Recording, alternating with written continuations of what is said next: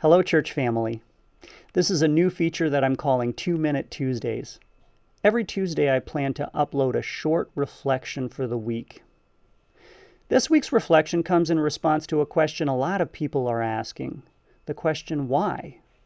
Why is God doing what he's doing? For human beings, that's the wrong question, because God's ways are higher than ours, and God seldom gives an explanation for all of his motives. A better question for us to ask is what? What is God doing? God's answer to that question is always clearer and simpler. When it comes to God's work in the world, God is always doing one thing, and that is making himself known. When it comes to our lives as believers, God is always doing two things. God is drawing us closer to Jesus and making us more and more like Jesus.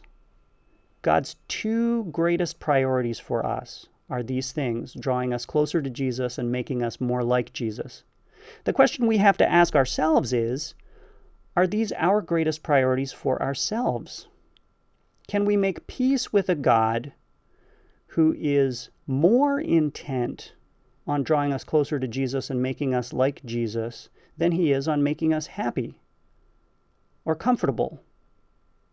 If we can make peace with this God, then we find ourselves feeling the kind of comfort and joy anticipated in Psalm 37, which says, "Take delight in the Lord, and he will give you the desires of your heart." If your greatest desire is to be drawn closer and closer to Jesus and to become more like him, then you will see God working these purposes in your life, in your heart and your mind, no matter your circumstances.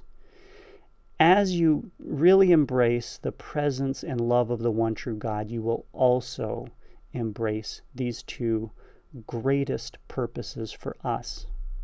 Blessings on your week.